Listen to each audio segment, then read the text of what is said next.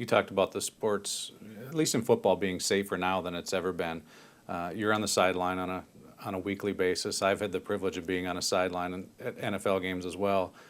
When you see those guys, I mean, 6'8", 320 pounds, and how fast they move, Yeah. and they're getting bigger and faster and stronger, is there a concern that it's not going to be safe? You go back to even college and high school, all athletes across the board getting bigger, faster, stronger. No, you're exactly right. It's a physical principle. Force is equal to mass times acceleration.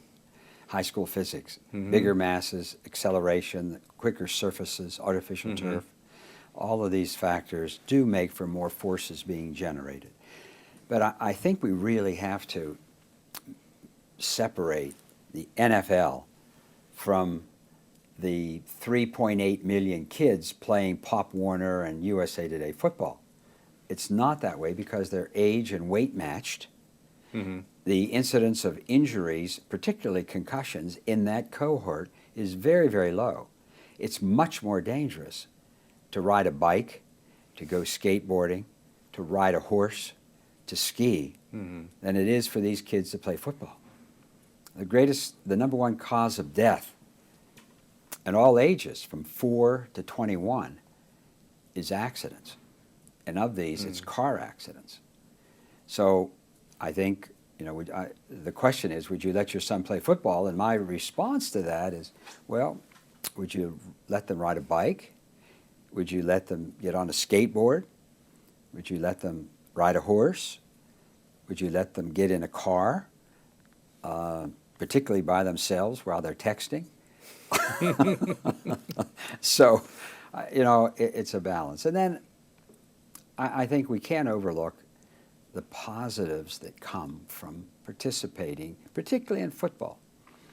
I was talking to one of the Steelers coaches a couple of weeks ago when right before the game, we played Baltimore and we were having dinner, and I asked him, what is it that kids learn from the sport that they can't learn in other sports?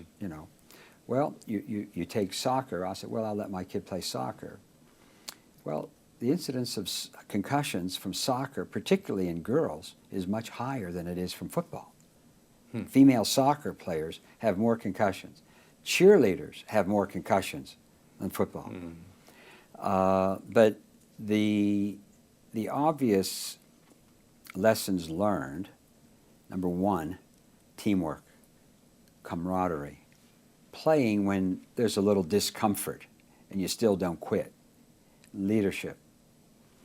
And Douglas MacArthur, when he was commandant at West Point, a real military leader, one who had to choose men for different assignments, had inscribed, chiseled into granite over the portals of the gymnasium that overlooked the playing fields at West Point: lacrosse, soccer, field hockey, football, baseball. And he had inscribed, on the fields of friendly strife are sown the seeds that on other days and on other fields will lead to victory. And these are the kind of lessons, I think, that you get from football that you may not get from other sports.